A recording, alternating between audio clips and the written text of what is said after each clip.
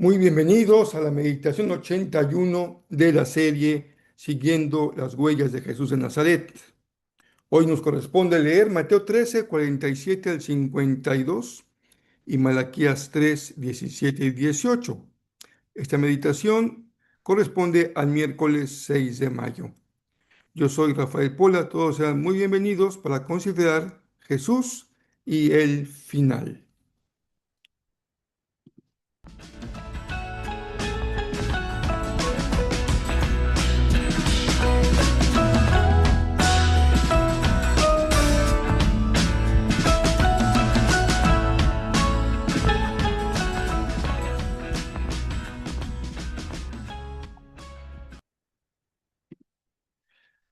Todos sean muy bienvenidos. Qué gusto, qué bendición que podamos continuar juntos considerando esta serie, siguiendo las huellas de Jesús de Nazaret. No hay otro tema más importante para nosotros, el tema central de nuestra fe, que es conocer a aquel a quien seguimos. En este caso se trata de Jesús como maestro.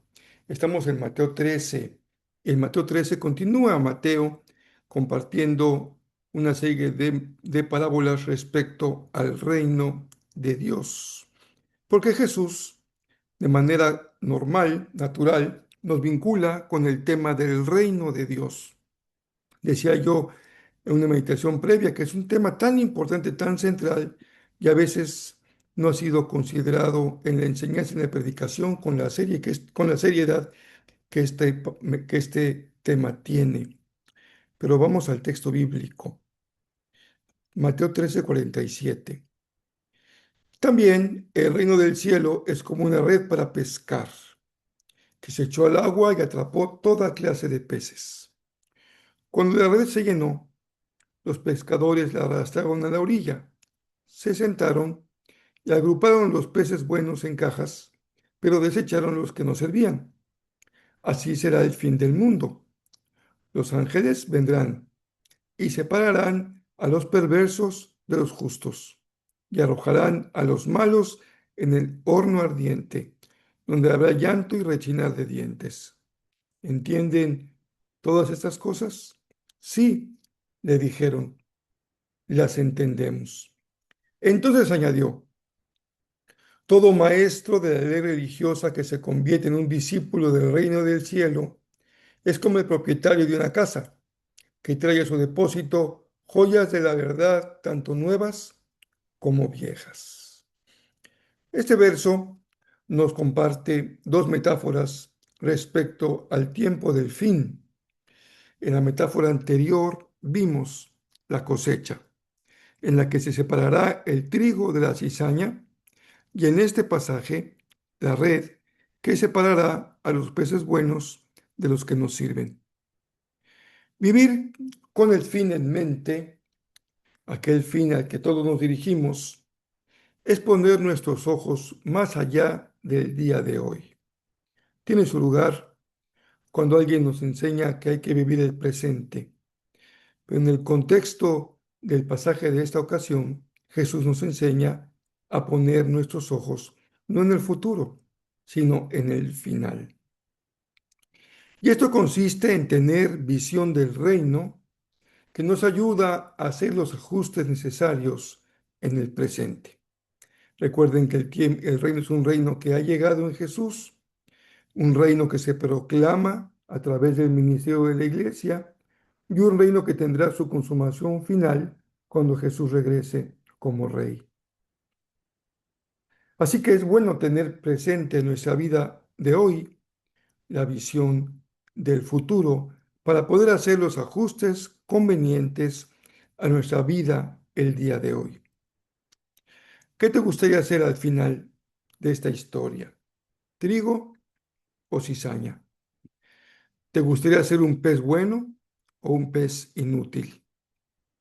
Es interesante que en ambas metáforas lo que se desecha es lo que no da fruto y es inservible. ¿Se puede vivir acaso sin conciencia de que habrá un final y que seremos evaluados respecto a nuestra utilidad o inutilidad en su caso? Es interesante que en ambas metáforas lo que se desecha es lo que no da fruto y es inservible. Muchas personas viven así, sin conciencia del final. Pero ¿por qué es importante tener un fin en mente? Primero, y creo que con este argumento no sería suficiente, porque fue un tema que Jesús trató una y otra vez. Como Mesías, él tenía también una respuesta al debate del pensamiento de su época, la preocupación por el futuro. Cada época tiene sus debates. Jesús tuvo que dejar clara su posición respecto a los tiempos finales, los tiempos escatológicos o los tiempos apocalípticos, que eran un tema de mucho interés en su tiempo. Hoy tenemos también nuestros propios debates. Sobre esto aprendemos que una buena forma de vivir es encarar el presente de tu vida con todo. La palabra dice, todo lo que venga a tu mano a hacer, hazlo según tus fuerzas. Es decir, pon todo tu interés y entusiasmo en lo que tienes que hacer. Pero también es importante encarar el presente sabiendo que hay un futuro al que todos vamos a llegar y que en ese futuro seremos evaluados por quien no se equivoca cuando haga su diagnóstico. Hay, sin embargo, un dato muy positivo para nosotros hoy, y es que ya contamos con el criterio que él va a usar para su evaluación. Déjame decirlo con una frase. Al final, final, lo que realmente va a ser evaluado es la persona que eres. En ese final, no te va a servir de nada lo que tienes, ni te será útil para nada lo que sabes. Tampoco será importante cómo te ves, mucho menos cuántos likes has conseguido en tu vida, qué opinan los demás de ti. Tampoco será importante cuántos seguidores tienes en Instagram, en YouTube o en cualquier red social. La evaluación final tiene que ver con la persona que eres. Pareciera obvio, ¿no es cierto, mis queridos hermanos y hermanas? Pero ¿cuántas personas viven con tanto afán por cómo se ven, por lo que tienen y por lo que la gente piensa de sí, de ellas? En Mateo 13, que es el texto que hemos leído, versos 47 al 52, destaca la expresión que Mateo usa para hablar de la red. Se trata de una red que se va al fondo del mar y que arrastra todo lo que encuentra a su paso. Esto en la gramática del Evangelio significa que en este día final todo se incluirá en esa gran y majestuosa red, que no es selectiva en el tiempo presente. Es decir, en el presente no se para, sino que arrastra todo para el día final. La función de la recolección de toda clase de peces es lo que precede justamente al juicio final. Queda una tensión presente. ¿Quién entra y quién no? ¿Quién califica y quién no? ¿Quién es buen pez o pez inservible? Pero la tensión se resuelve en el proceso de separación angelical definitiva que va a marcar límites claros entre lo bueno y lo malo al final de los tiempos. Todavía hoy resulta difícil ser tan determinante porque vivimos en algunas zonas más grises que blancas o negras y se diluye con cierta facilidad la línea entre lo bueno y lo malo. Por ejemplo, cuando hay una buena acción, no sabemos si esa buena acción está sostenida en una buena intención o en una mala intención. Le pongo un ejemplo muy sencillo. Alguien da una ofrenda y decimos, qué buena acción. Pero Jesús dice, hacen tocar trompeta cuando ofrendan porque están buscando ser alabados. Una mala intención. El pasaje termina con una figura de un maestro de la ley que ha sido convertido en un discípulo, un escriba transformado por el Evangelio y que ahora tendrá la tarea de compartir la palabra con el vigor de un tesoro en donde lo nuevo y lo viejo convergen. El antiguo pacto, la Torá, los profetas, la sabiduría no se desecha. Todo el antiguo pacto se incorpora, se le da un significado, un cumplimiento en el nuevo pacto, por eso ambos convergen. Esto nos sugiere que la verdadera sabiduría radica en la capacidad de integrar la revelación que Dios le da a través de Jesús con la tradición histórica que el pueblo hebreo había conservado con tanto celo por tantos siglos. También hay aquí una palabra para la naciente comunidad de los que siguen a Jesús y a quienes Mateo les envía su evangelio. Este pasaje aborda una crisis que la iglesia vivió en sus primeras décadas de existencia, su identidad, a diferencia de la comunidad judía, su herencia judía y su nueva fe en el Mesías. Y esto es particularmente importante en Mateo. Es decir, este texto responde a al interés de la iglesia para comprender su naturaleza mixta, gentiles y judíos, el antiguo pacto y el nuevo pacto. Esta coexistencia al principio no fue fácil, generó muchas tensiones, lo vemos permanentemente en todas las cartas del Nuevo Testamento. En algunos casos había un interés por sacar gente lo más pronto posible, gente que parecía que no calificaban. La parábola resuelve esta tensión diciendo hay que tener paciencia escatológica. Hay que esperar a que la separación se realice por los ángeles en el tiempo de la consumación final. Eso le da a la comunidad una libertad respecto a tomar el papel de juez mutuo. Y qué ausente está esta enseñanza en la iglesia de hoy, en donde lo que más se divulga por las redes es juicio y juicio sobre uno y sobre otro. El pasaje también aborda el conflicto entre lo que aún se mantiene respecto a la ley y la nueva revelación, ofreciendo como una solución esta figura del escriba discipulado. No se trata, decía yo, y lo subrayo ahora, de desechar el pasado, por eso en nuestras Biblias mantenemos el Antiguo Testamento, pero lo leemos a la luz del Nuevo Testamento. La verdadera sabiduría radica en la capacidad de comprender que la palabra de Dios de ayer se cumple en Jesús. En la Torá viene a tener un verdadero cumplimiento y significado en la proclamación del reino. Entendiendo que el pasado solo alcanza su verdadero significado cuando se lee a la luz del presente mesiánico que ha llegado en Jesús.